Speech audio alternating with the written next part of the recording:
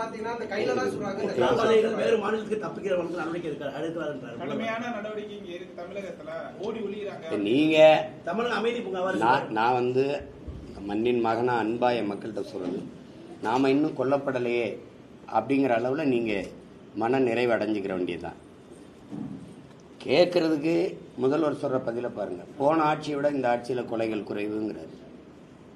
ஒரு கொலைனாலும் கொலை தான், ஒரு உயிர்னாலும் உயிர் தான்.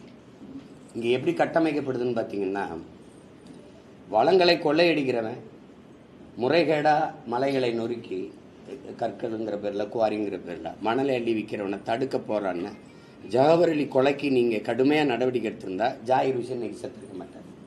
6 மாசமா அவர் வலையொலியில பேசிட்டே இருக்காரு. நேரடியா முதல்வருக்கே பேசுறாரு.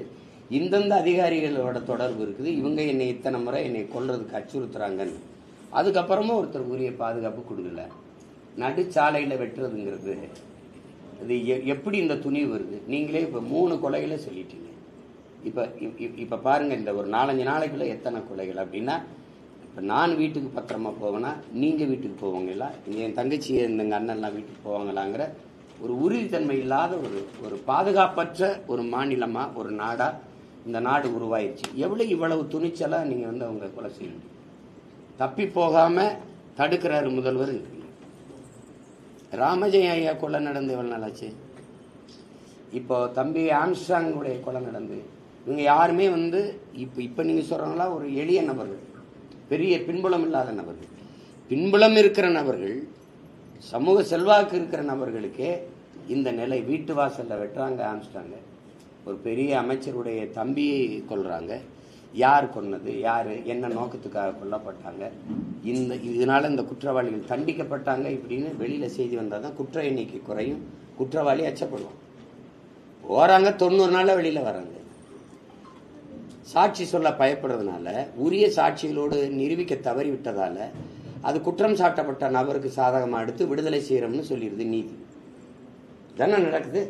ஒரு கொலையாளன்னு ஒரு கொலையாளியை பார்த்து எவன் துணிஞ்சு வந்து சொல்லுவான்? அப்படிப்பட்ட சட்ட பாதுகாப்பு இந்த நாட்டில் இல்லாதனால யார் வந்து சொல்லுவா? ஒரு மனைவி குழந்தைக்கு முன்னாடியே வண்டிகளை வச்சு கணவனை நடுச்சாலையில கொல்ற அளவுக்கு கோரமான ஒரு மாநிலம். நான் முன்னாடிலாம் இதை பீகார்ல தான் இப்படி நடக்கும்னு நான் கேள்விப்பட்டேன்.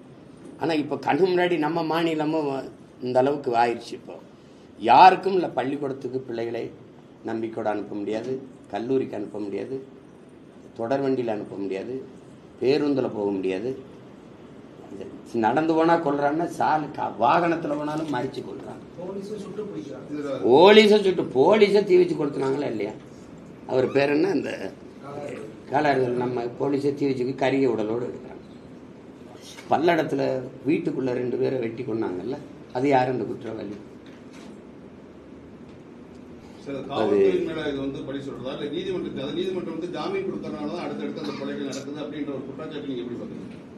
காவல்துறை யாருக்கு வேலை செய்யுது? காவல்துறை யாரோட இருக்கு? இப்போ உதாரணமா உங்களுக்கு சொல்றேன். இப்ப நாங்க போராடுறோம், எங்களுக்கு பொழுது போகாம போராடுறோமா? இல்லை, மக்களுக்காக. காவல்துறையில் பணி செய்கிற அந்த அதிகாரிகளுடைய பிள்ளைகளுக்கும் சேர்த்து தான் நாங்கள் உரிமைக்கு போறோம். இப்போ இந்த மீனவர்களுக்காக நாங்கள் போராடுறோம் ராமேஸ்வரத்தில். நாளைக்கு முதல்ல காவல்துறை அனுமதி மறுத்தது. நான் கேட்டது சனி ஞாயிறுல தான்.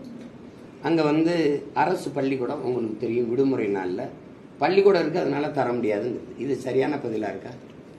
இல்லை. நீதிமன்றத்துக்கு போகிறோம். நீதிமன்றத்தில் போய் நீதிபதி சரி நடத்திக்கிறீங்கன்னு கொடுத்த பிறகு அந்த உத்தரவு எங்கள் கையில் காட்டுங்க, எங்கள் கண்ணில் காட்டுங்க, அப்போ தான் உங்களை மேடை போட விடுவோம்னா இது எப்படி? அவர் தான் சொல்லிட்டார்ல, வரும்ல, காட்டுவோம்ல. ஆனால் எவ்வளவு நெருக்கடி தருதுன்னு பாருங்க. இந்த போராட்டம் எது எங்கள் தன் தேவைக்காக, எங்க லாபத்துக்காக, எங்க தேவைக்காக போராடுறது போல தடுக்குது. ஆனா அதே இது திமுகவுடைய ஒன்றிய செயலாளர் மகளுக்கு வந்து சடங்குக்கு பூப்புனித நீராட்டு விழாவுக்கு 2 நாளைக்கு முன்னாடி கொடி கட்டுறாரு, அவ்வளவு விளக்குகளை போடுறாரு. அதுக்கு எந்த விசாரணையும் இல்லை, எந்த தடையும் இல்லை, எந்த அனுமதி மறுப்பும் இல்லை. அப்ப யாருக்கு வேலை செய்றீங்கன்னு இருக்குல்ல, நீங்க யாருக்கு வேலை செய்றீங்க? ஒரு கட்சியை காப்பாற்ற கடற்கரை சாலையில திமுக கொடியை கட்டிக்கிட்டு வர்ற ஒரு வாகனம் முன்னாடி போன பெண்களை மறிச்சு தொந்தரவு செய்யுது. அது வெளியில வந்துருச்சுன்ன அவசர அவசரமா அந்த வண்டியில போன ஒரு பையனை எடுத்து காவல்துறை வண்டியிலே உட்கார வச்சு இது மாதிரி ஒரு காணொலி எடுத்து போடுவீங்க. நாங்கள் வந்து ஏடிஎம்கே, ஆனால் இந்த கொடியை கட்டினா எங்களுக்கு சுங்கச்சாவடியெல்லாம் மறிக்க மாட்டாங்க. அங்கேயே உன்னுடைய ஃப்ராடுத்தனம் ஆரம்பிக்கும். அப்போ இந்த கொடியை கட்டினா திருடலாம், கொலை பண்ணலாம், பாதுகாப்பு இருக்குது அப்படின்னா எப்படி எப்படி இருக்கு பாருங்க. உடனே அவரை எடுத்து இந்த எங்களுக்கு இதில் இல்லை, நாங்கள் அந்த அதில் நாங்கள் தெரியாமல் இதுக்காக தான் கொடியை கட்டினோம்னு சொல்ல வைக்கிறேன். நீங்கள் ஏன் இந்த குற்றவாளிகளை வாக்குமூலத்தை எடுத்து வெளியிடுறது இல்லை? ஆம்ஸ்ட்ராங் கொலையில் கைதிகளை தினம் நீதிமன்றத்தில் ஏற்றி இறக்குறீங்கள கொண்டு அவர் இதை சொன்னார், இந்த காரணத்துக்காக கொண்டாங்கிறாருன்னு ஏன் எங்களுக்கு சொல்ல மாட்டேங்கிறீங்க? சேகர்பாபு சொல்றாரு, முதல்வர் எடுக்கிற நடவடிக்கைனால எல்லாமே வட மாநிலத்துக்கு குற்றவாளி பயந்து போடுறாங்க. அவ்வளோ கடுமையாக குற்றவாளி எந்த தைரியத்தில் வந்து கொலை செய்யறான்? எந்த தைரியத்தில் செய்யறான்? இதுக்கு முன்னாடி இருந்த ஆட்சியில் இப்படி நடந்ததா சொல்லுங்க? இப்படி நடந்ததா? அங்கொன்று இங்கொன்றுமா எப்பாவது சொல்லுங்க. கொன்னுறலாம், கொன்னுட்டு வேற மாநிலத்துக்கு ஓடிடலாங்கிற துணிவு அவனுக்கு எப்படி வருது? எப்படி வருது சொல்லுங்க? இவ்வளவு உளவு படை இருக்கு, இவ்வளவு ரகசிய கண்காணிப்பு படைகள் வச்சிருக்கிறீங்க, காவல்துறை வச்சிருக்கிறீங்க, இவ்வளவு பெரிய கட்டமைப்பு, இது எப்படி அவன் தப்பிச்சு போயிடறான்னு சொல்றீங்க? ஏன் சாராய கடை திறந்து வச்சுங்க, வேற மாநிலத்தில் போய் குடிச்சிருவான்றீங்க. இது ஒரு காரணமா? இது ஒரு காரணமா சொல்லுங்க? காமராஜர் காலத்துல சாராய கடை இல்ல, அண்ணா காலத்துல இல்ல, பக்தவச்சலம் காலத்துல இல்ல, ராஜாஜி காலத்துல இல்ல, ஓமந்தூர் ராமசாமி ரெட்டியார் தாத்தா காலத்துல இல்ல, குமாரசாமி ராஜா காலத்துல இல்ல, சுப்பராயன் காலத்துல இல்ல. இப்படித்தான் பக்கத்து மாநிலமே குடிப்பாங்கன்னு காரணம் சொல்லிட்டு இருந்தாங்களா? சரி, 6 வயசு பிள்ளைய வன்முணர்வு செஞ்சு கொலை பண்ணி போறான், மனநோய் பாதிக்கப்பட்ட மனநலம் பாதிக்கப்பட்ட பெண்ணை கற்பழிச்சு போறான், அதனால விபச்சார விடுதியை திறந்து விட்டுருவோமா சொல்லுங்க? அது ரொம்ப பண்றாங்க, 60 வயசு அம்மால இருந்து எல்லாரையும் பண்ணிடுறான், அதுக்காக விபச்சார விடுதியை திறந்து விடுவீங்களா? பக்கத்து மாநிலத்து போய் குடிக்கிறாங்கிறதுக்காக நீ சாராய கடை திறந்து விடுறேன்றியே, இது எப்படி?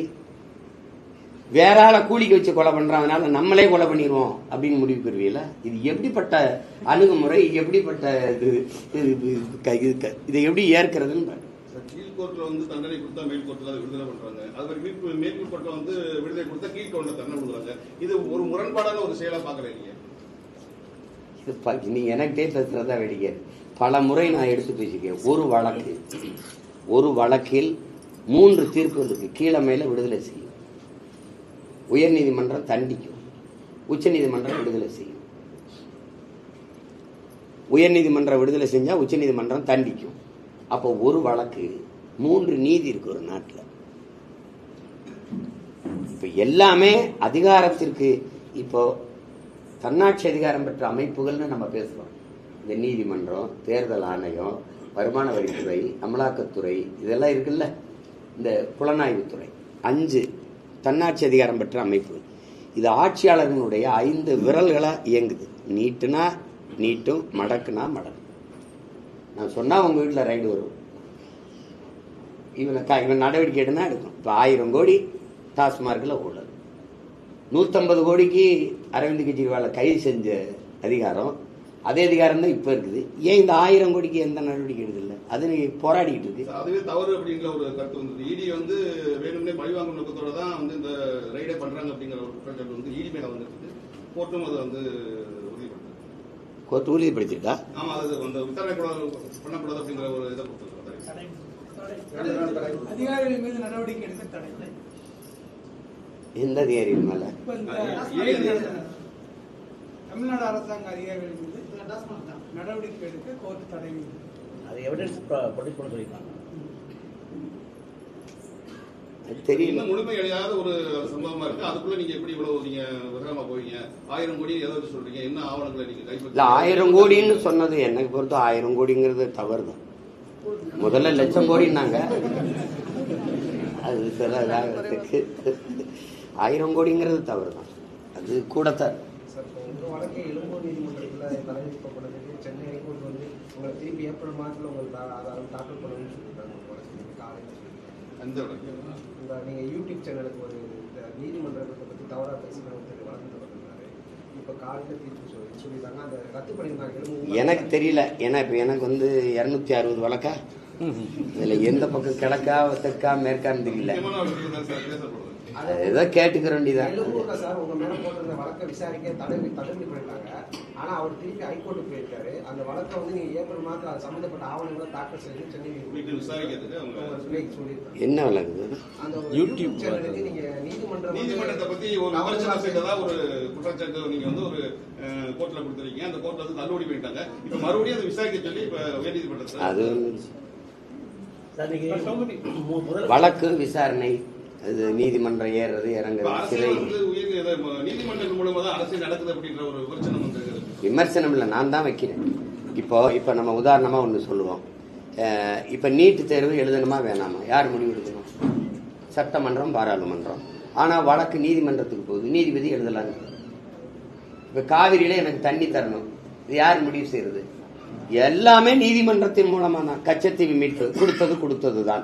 2 கட்சி, காங்கிரஸோ பாரதிய ஜனதாவோ ஒரே பதில சொல்லும், அதோட தூக்கி போட்டுரும். முடிவெடுக்கிறது யாரு? நீதிமன்றம். இப்ப எது ஒன்றும் சொல்லுங்க, எது ஒன்று, எந்த வழக்கு ஒன்றும் சொல்லுங்க, எந்த மக்கள் பிரச்சனையும் கடைசியா நீதிமன்றத்துக்கு தள்ளி விட்டுருவாங்க. தள்ளி விடும்போது நீதிமன்றம் கூடும் கூடாதுன்னு சொல்லி விட்டுரும். அப்போ நாட்டை ஆள்றது நீதிமன்றமா, சட்டமன்றம், பாராளுமன்றமா? இந்த கேள்வி எழுதா இல்லாது. இது ஒரு இதுக்கு வச்சுக்கோங்க. நீட்டு தேர்வு பாதிக்கப்படுறாங்க மக்கள், நல்லா தெரியுது. எளிய மக்கள், சிற்றூர்கள் இருக்கிற அடித்தட்டு பிள்ளைகள் வந்து இந்த மருத்துவம் படிக்கிற கல்வி கனவாயிடுச்சு. அது எல்லாருக்கும் தெரியுது, எல்லாருக்கும் தெரியுது. அப்ப அதை வந்து நீங்க வந்து மக்கள் நலன் சார்ந்து கட்டமைக்கப்பட்ட அதிகாரம் சட்டமன்றம், பாராளுமன்றத்தில் விவாதிச்சு ஒரு நல்ல முடிவு எடுக்கணுமே ஒழிய அதை நீதிமன்றத்துக்கு சாட்டி விட்டுறது, தள்ளி விட்டுறது.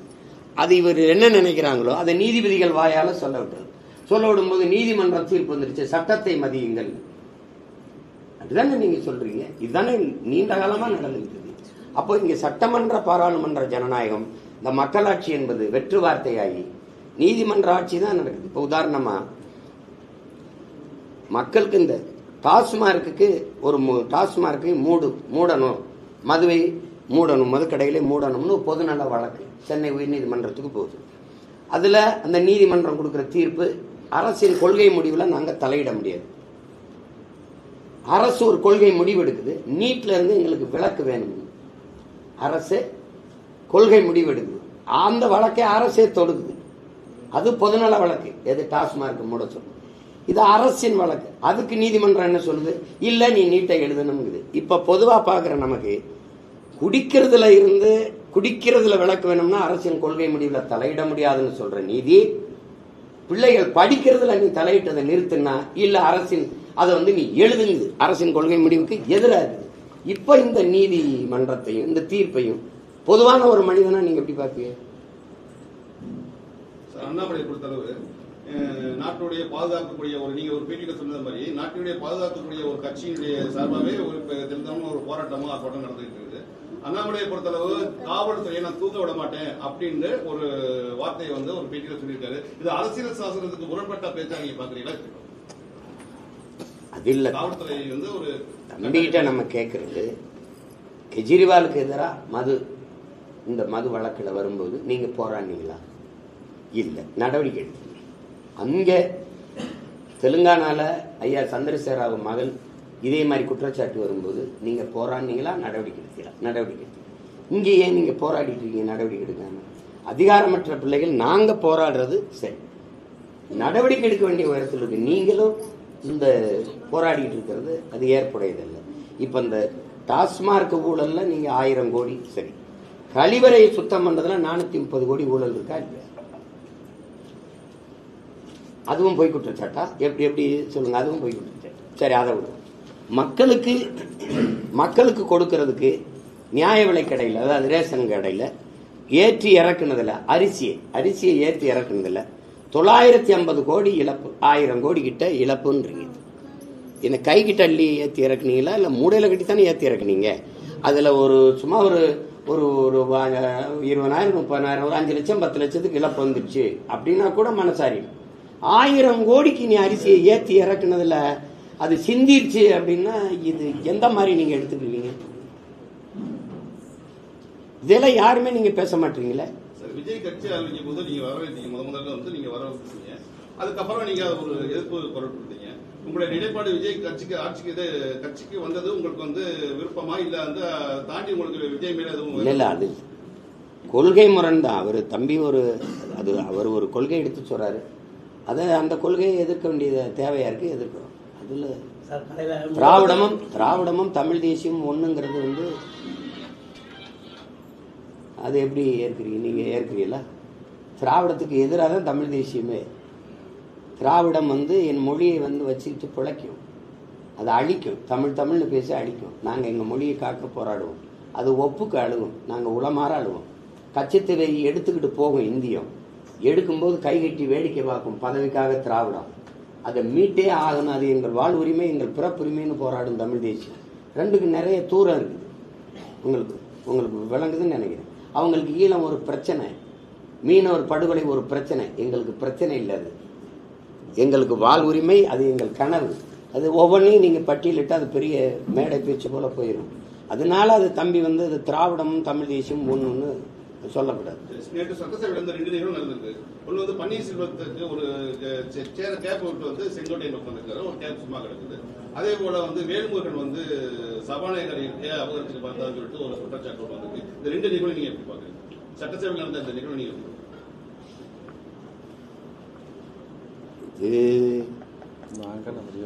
நான் பார்க்கல, நான் பயணத்தில் இருந்ததுனால நீங்க சொல்றீங்க, நான் கேட்குறேன்.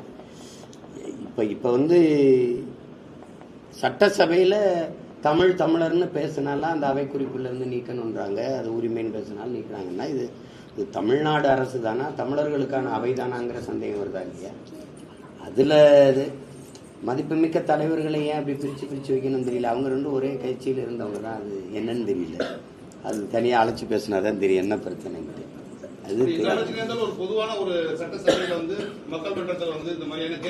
இதை நீங்க வந்து இதை கேட்குறீங்க, நான் வரவே இருக்கிறேன். ஆனால் அதே மாதிரி எங்கள் அண்ணன் திருமாவளவன் நான் வந்து முதல்வரும் துணை முதல்வரும் சந்திக்கும் போது பக்கத்திலோட உட்காரல. எங்கள் அண்ணன் அந்த ஓரத்தில் இருக்காரு, உதயநிதி இந்த ஓரத்தில் இருக்காரு, அவர் அங்கே உட்கார்ந்துருக்கிறாரு. ஏன் அது இருந்தாங்க? இல்ல தெரியும், அதுதான் அவசியம் தெரியும்.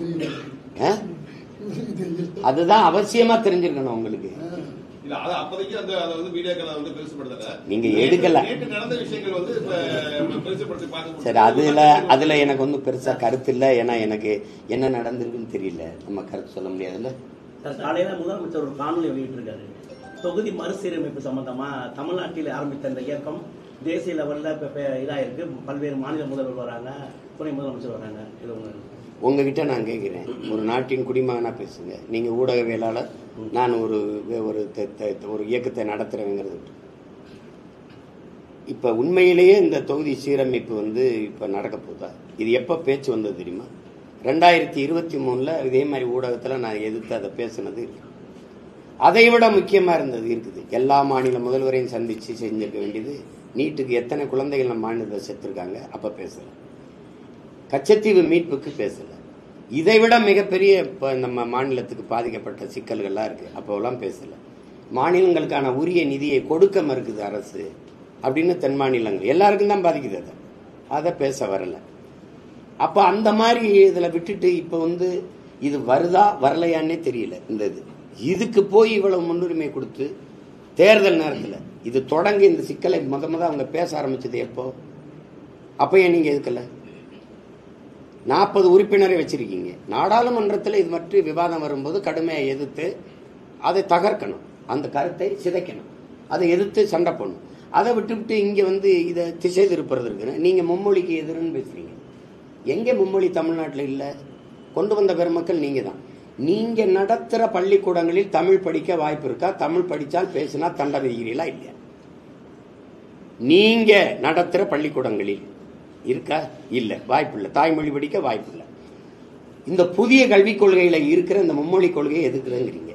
இல்லம் தேடி கல்வி நீங்க செயல்படுத்தினீங்க, அது எதுல இருக்குது? புதிய கல்விக் கொள்கையில. புதிய கல்விக் கொள்கையை நீங்க ஏற்கிறீர்களா எதிர்க்கிறீர்களா? அது ஒரே கல்வி அதானே. அதை ஏற்கல, நாங்க எதிர்க்கிறோம்,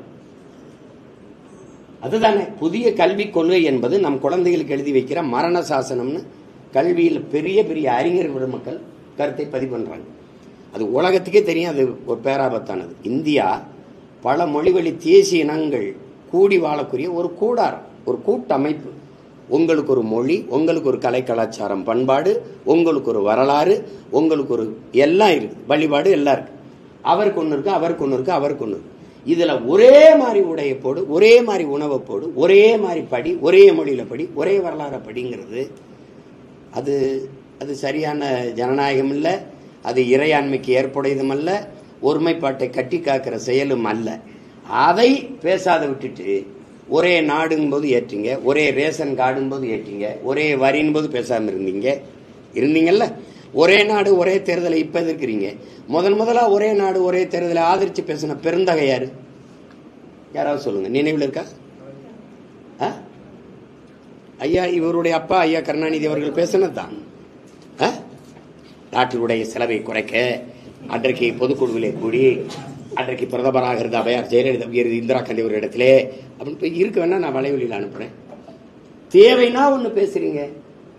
கச்சத்தீவை எடுத்து கொடுக்கும் போது எதிர்த்து சண்டை போட்ட ஒரே ஒருத்தன் என் தாத்தா முகேத்தவர் மட்டும்தான். உங்க அப்பா ஒரு தவறை செஞ்சாரு, இந்திய நிலப்பரப்புல ஒரு பகுதி எடுத்து சீனனுக்கு கொடுத்து பெரிய துரோகத்தை செஞ்சாரு. அதே துரோகத்தை எங்கள் தமிழ் மக்களுக்கு நீங்க செய்றீங்க. நான் ராமநாதபுரத்து பாராளுமன்ற உறுப்பினர்கிற முறையில பேசுறேன். என் மக்களின் வாழ்வாதாரத்தை பறிக்கிறீங்க, நீங்க பெரிய துரோகத்தை செய்றீங்கன்னு பேசணும். ஒரே வீரமகன் என் தாத்தன் தான். இவர் என்ன பேசினாங்க? இவங்க உறுப்பினராக பேசினாங்களா?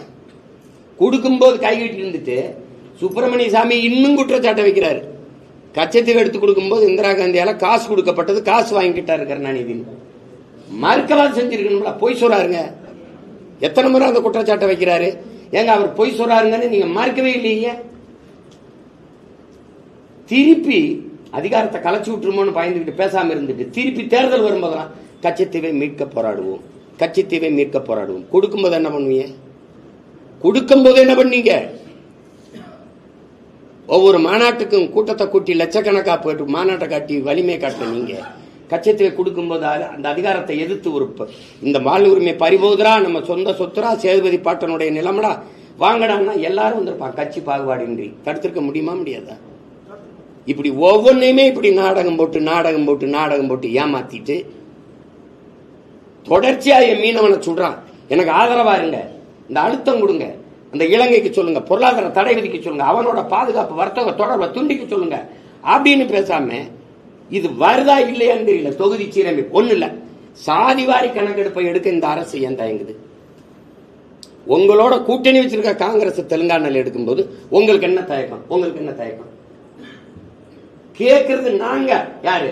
பறையரு, படையாச்சி, தேவேந்திரர், தேவர், நாடாரு, கோனாரு, முத்தரையரு, ஏன் நாங்களே கேட்கிற எங்களுக்கு தலைக்கேற்ப எண்ணி கொடுத்துறாப்பா அப்படின்னு. உனக்கு என்ன பிரச்சனை? அது இல்ல, மத்திய அரசு தான் எடுக்கணும். மாநில உரிமையை ஏன் பேசுன? ஒரு சாதிவாரி கணக்கெடுப்பு எடுக்கிற உரிமை இல்லாத நீ சாதிவாரி இடஒதுக்கீடு நான் தான் கொடுத்தேன் எப்படி பேசுற? அருந்தியதற்கு 3 விழுக்காடு நான் தான் கொடுத்தேன், கொடுக்க முடியுது உங்களால.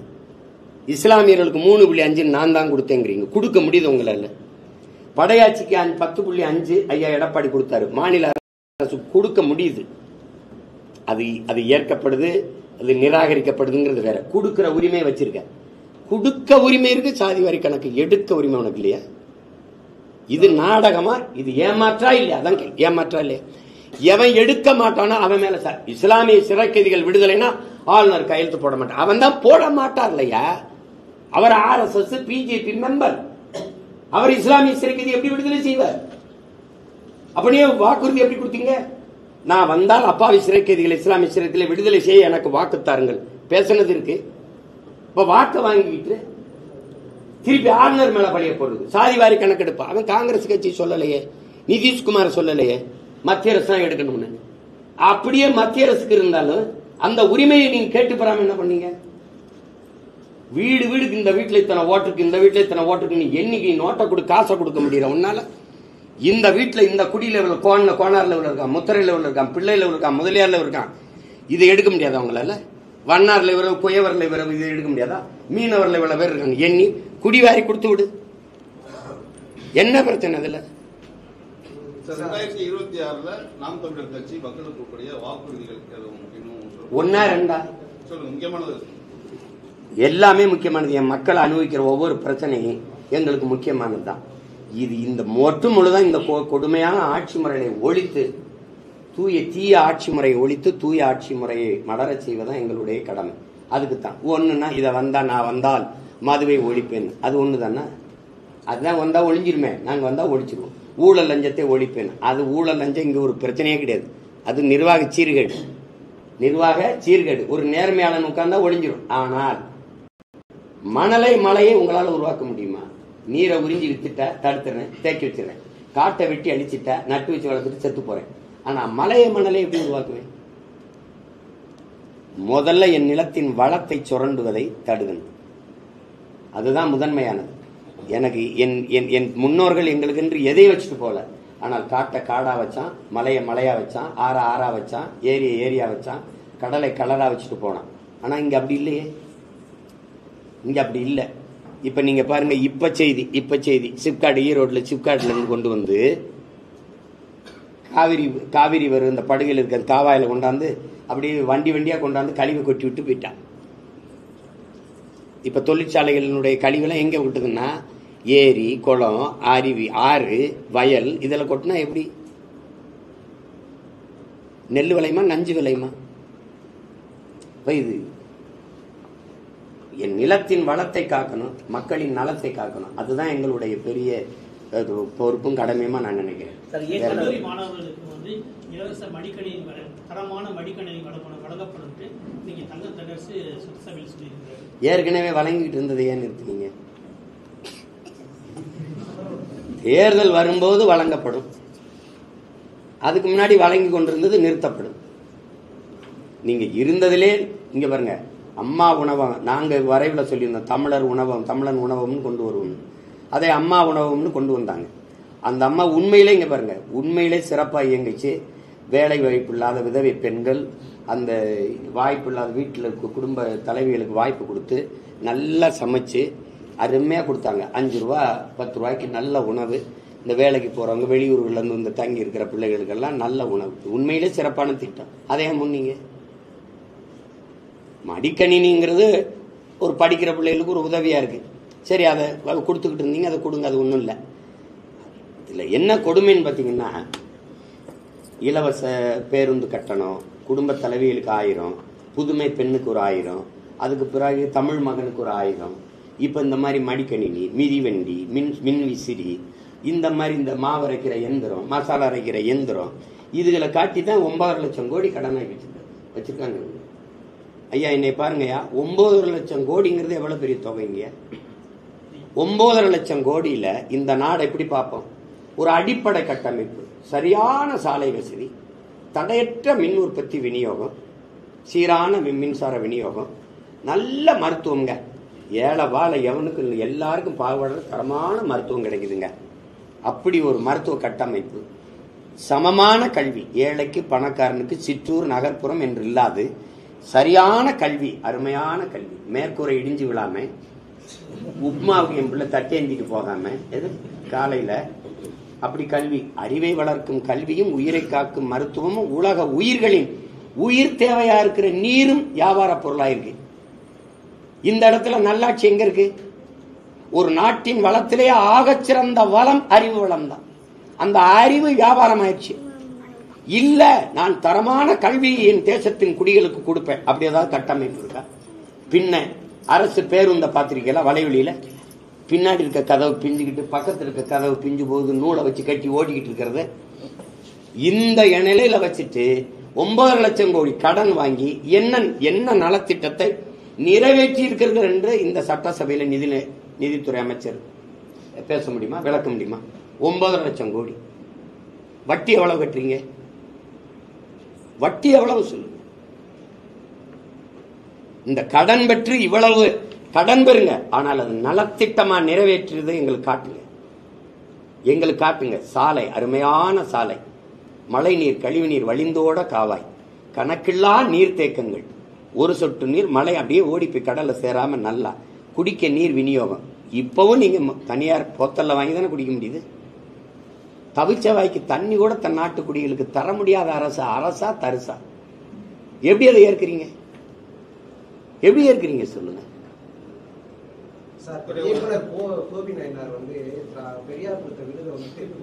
பெரியார் இல்ல, பெரியார் இயக்கம்,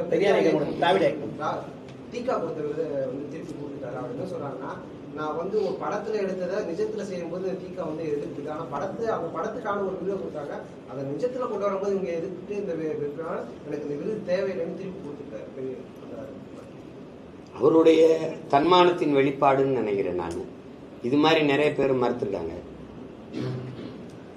எங்க அப்பா கூட திருப்பி பாரதிராஜா அப்பா கூட இந்திய நாட்டு விருதை திருப்பி கொடுத்துருக்காரு. அம்மா ஜானகி இருக்காங்கல்ல, அவங்களுக்கு கொடுத்த இந்திய விருது பாராட்டி கொடுத்த அந்த விருது எனக்கு வேணா நீங்களே வச்சுக்கிறீங்கன்னு போயிட்டாங்க. ஜேசஸ் மறுத்துட்டாரு.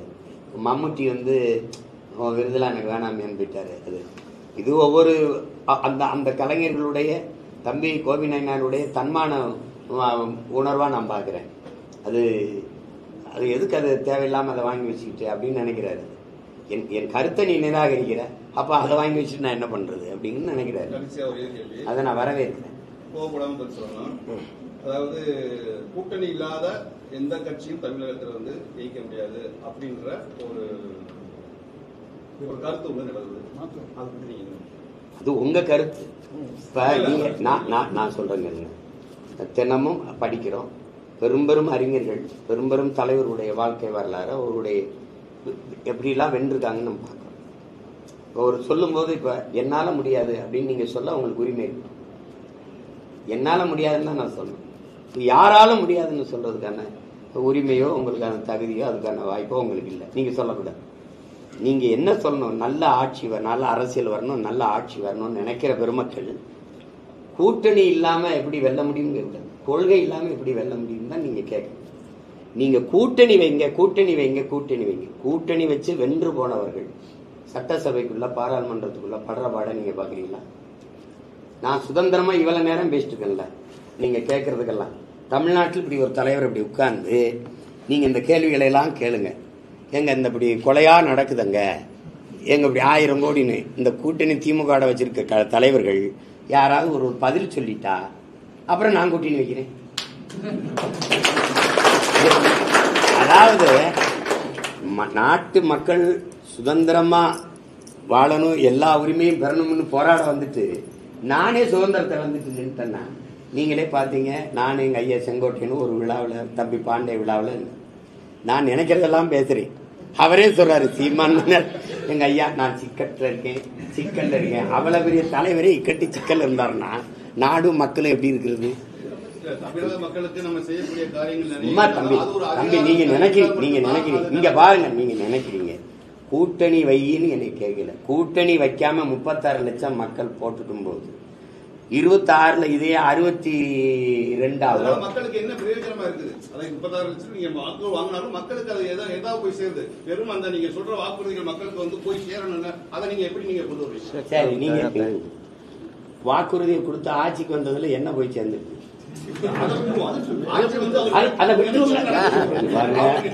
தம்பி நீங்க கேள்வி கேட்டு பதில் நான் கேட்க. அதிகாரத்துக்கு நீங்க வாக்குறுதியில கொடுத்து தானே வந்தீங்க. வந்து என்ன கொடுத்துருக்கீங்க?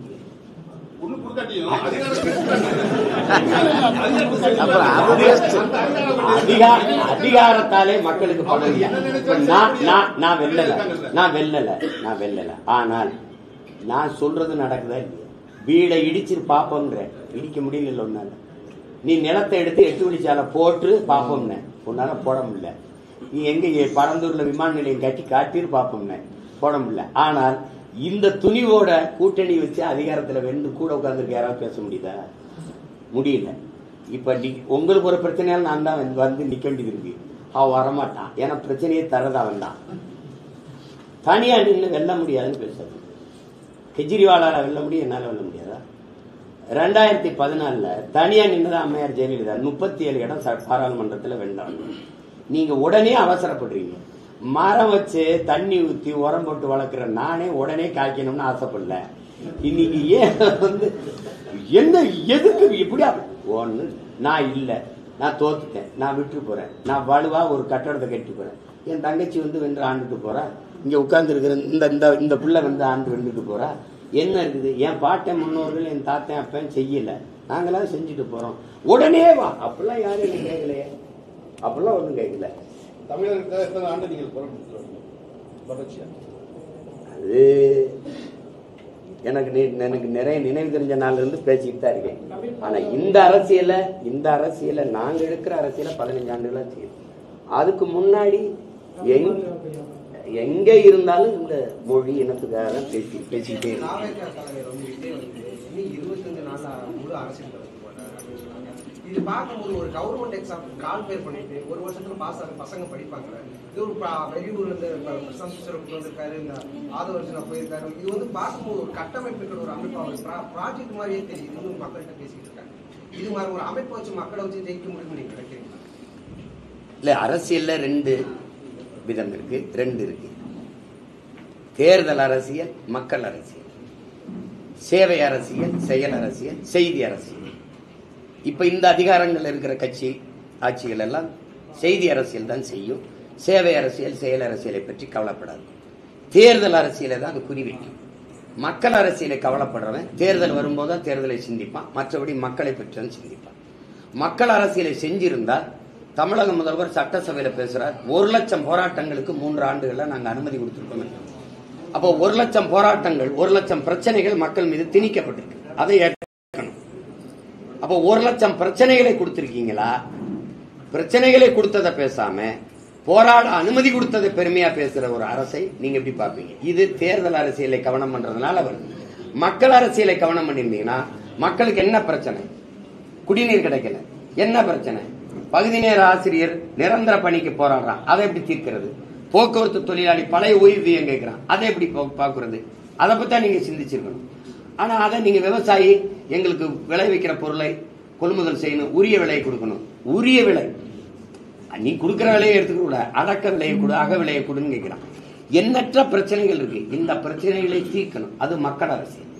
இப்ப இங்க இந்த தேர்தல் அரசியலை செய்கிற எப்பவுமே வியூக வகுப்பாளர்களை தேடுவாங்க, இந்த ஸ்ட்ராட்டஜிஸ்ட் கொண்டு வருவாங்க. இவர் இந்த இதுல இதை போடுங்க, அந்த போடுங்க, பிராண்டு உங்களுக்கு தெரியும். அப்பாங்களா ஒரு பிராண்டி. நீங்க என்னை பெத்தவரை வந்து நான் அப்பா நானா கூப்பிட்டுருவேன், என்னை அப்பான்னு கூப்பிடுவேன். அப்பான்னு கூப்பிட்டீங்கன்னா உனக்கு பள்ளிக்கூடத்துக்கு போக காசு தருவேன். அண்ணான்னு அண்ணான்னு இப்ப என்ன எல்லாரும் அண்ணான்னு கூப்பிடுறாங்க, அண்ணான்னு கூப்பிடுறாங்க. இப்ப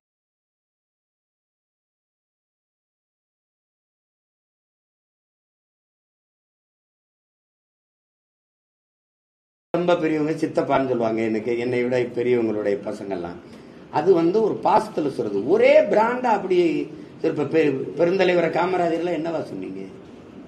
இப்ப எங்க பாட்டனா இருக்கார் வஉசி, அவரெல்லாம் என்னவா சொன்னீங்க? நான் தான் பாட்டன்னு சொல்றேன். எங்க தெய்வ திருமகன் எங்க தாத்தா முத்துராமலிங்க தெரு, நான் தான் வந்து தாத்தான்னு சொல்றேன். நீங்க எங்களெல்லாம் ஒண்ணும் சொல்ல மாட்டீங்க. எங்கிருந்தோ வந்தவனா அப்பா தந்தை அம்மா. தமிழனுக்கு பெத்தவன் அம்மாவா இருக்கிறது இல்ல, பெத்தவன் அப்பனா இருக்கிறது இல்ல. இந்த பஞ்சாயத்து இருக்குது. இந்த இதுல நீங்க மக்களை சந்திக்க தம்பி வரணுங்கிறதுல நான் வரவேற்கிறேன், மகிழ்ச்சி. வந்து சந்திக்கிட்டோம். அதுல வந்து அவரு ஒரு அரசியலை திட்டமிட்டுறாரு. அவருக்கு சில ஆலோசகர்கள் இருக்கிறாங்க. அவங்க சொல்றதை கேட்டு அவர் இயங்குறாரு. அது அவருடைய இது. இப்ப நீங்க கேட்கறது இப்ப இவங்களுக்கு தெரியுது, அங்க இருக்கவங்க தெரியுது, மக்களுக்கு தெரியுதுன்னா அவங்க தான் முடிவெடுக்கணும். நாங்க அப்படி இல்லை. நாங்க ரசிகர்களை சந்திச்சு கட்சி ஆரம்பிக்கிறது ஒன்று, மக்களை சந்திச்சு மக்களின் பிரச்சனையில் இருந்து வர்றது ஒன்று. நாங்க மக்களை சந்திச்சு மக்களின் பிரச்சனையில் இருந்து வர்றோம். ரசிகர்கள் எங்க அண்ணன் கமலஹாசனோ ஐயா விஜயகாந்தோ தம்பி விஜயோ ரசிகர்களை சந்திச்சு வராங்க. சீமான் ரசிகர்களை சந்திக்கிறார் அப்படின்னு நீங்க போடல, உங்களுக்கு புரியுதுன்னு நினைக்கிறேன். இப்ப அண்ணன் கமலஹாசன் அவர்கள் ரசிகர்களை சந்திக்கிறார், ஐயா விஜயகாந்த் தன் ரசிகர்களை சந்திக்கிறார் அப்படின்னு தம்பி விஜய்க்கும் போட்டீங்க, ரசிகர்களை சந்திக்கிறார். நான் அந்த அரசியல்களை போக விரும்பல. அது என் தம்பியுடைய சுதந்திரமான முடிவு. அவருடைய பாதை வேற, எங்களுடைய பாதை வேற. அது எடுபடுது படல, கவலைப்பட வேண்டியது அவரு. இப்ப நான் எனக்கு கவலைங்கிறது நாளைக்கு போராட்டம், அங்க போகணும், அந்த போராட்டம் வெற்றிகரமா நடக்கணும், பேரெளிச்சா நடக்கணும், அது அரசின் கவனத்துக்கு போகணும், தலையிட்டு மீனவர் பிரச்சனைக்கு ஒரு தீர்வு வரணும். அதான் என்னுடைய கவலை. எனக்கு கலந்தாய்வு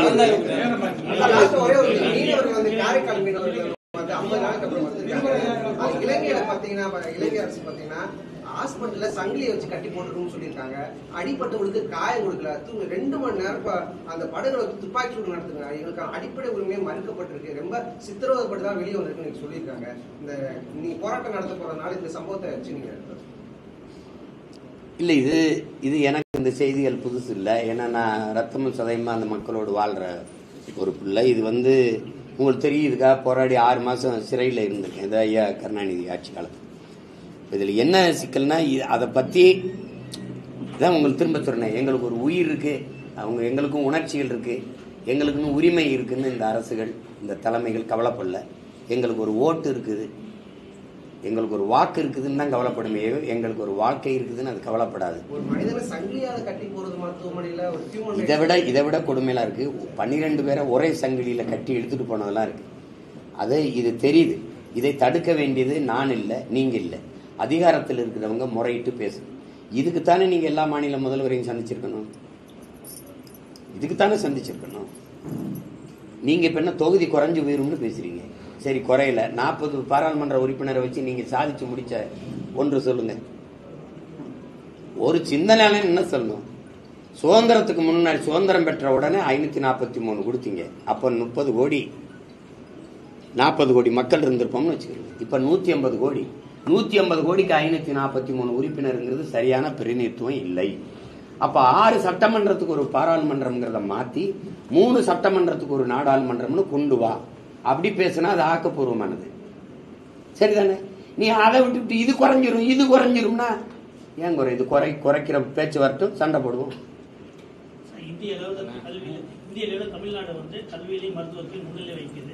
ஆனால் இந்திய அரசு பணியில வந்து தமிழகம் பின்தங்கி இருக்குது. என்ன காரணம்? கல்வியிலையும் மருத்துவத்திலையும் முன்னிலை வைக்குதுன்னு யாரு உங்களுக்கு சொன்னது? தமிழக அரசு தானே சொல்லும், வேற அரசு சொல்லாது. உண்மையிலே முன்னிலை வைக்குதா? கல்வியில தமிழ்நாடு எங்க இருக்கு? கடன்ல தான் முன்னிலை வைக்குது. இந்திய மாநிலங்களில் அதிகப்படியாக கடன் பெற்ற மாநிலம் தமிழ்நாடு. வேற எதுல முன்னிலை வைக்குது? அப்ப கேரளா எந்த நிலை வைக்குது? கேரளாவில தான் தென் மாநிலங்களிலே கல்வியில முதலிடம் வகிக்கிற மாநிலம் கேரளா தான். நீங்களா சொல்லிக்கிறீங்க நான் நம்பர் 1 முதல்வர். எதுல நம்பர் 1? எந்த தகுதி இல்லாம முதலமைச்சராகி நாட்டை ஆள்ற ஒருத்தர்ல நான் தான் நம்பர் 1. வேற என்ன இருக்குது? எதுல நம்பர் 1?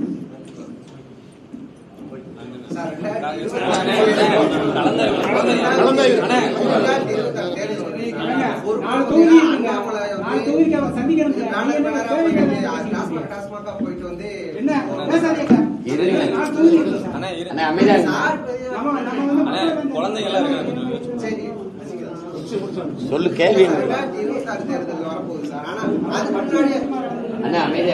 அரசியல் களம் வந்து பாத்தீங்கன்னா இப்ப வந்து டாஸ்மாக் போட்டோ முதல்வர் போட்டோ விட்டுறாங்க. அதை பாத்தீங்கன்னா இவருக்கு போட்டோ விட்டு ஒரு அநாகரிகமான பேச்சு இருக்கு. தாவைக்கள் வந்து அண்ணாமலை தற்கொலைன்றாங்க. இப்ப வந்து அரசியல் அடுத்த வருஷம் கூட வர தேர்தலுக்கு இப்ப சண்டை வந்து இருக்கு. ஆனா நீங்க 2024 தேர்தல் பிரச்சாரம் பண்ண போறீங்க. சீமானோட பிரச்சாரம் வேற மாதிரி இருக்கு. அப்ப நீங்க எந்த மாதிரி கையாளுங்க? எனக்கு இது இல்ல, மக்கள் எதிர்கொண்டு அவங்க அனுபவிச்சு கொண்டிருக்கிற துயரம், துன்பம், கஷ்டம், அதுக்கான விடிவு, அதை தேடி போறதான் எங்களுடைய அரசியல் கருத்து கோட்பாடு. உங்களுக்கு தெரியும் நான் எப்படிப்பட்ட கருத்துக்களை எடுத்து வைக்க போறேன், நீங்க பார்க்கத்தான் போறீங்க. அதனால இந்த அரசியலுக்குள்ள நான் வரல, அதை விட்டு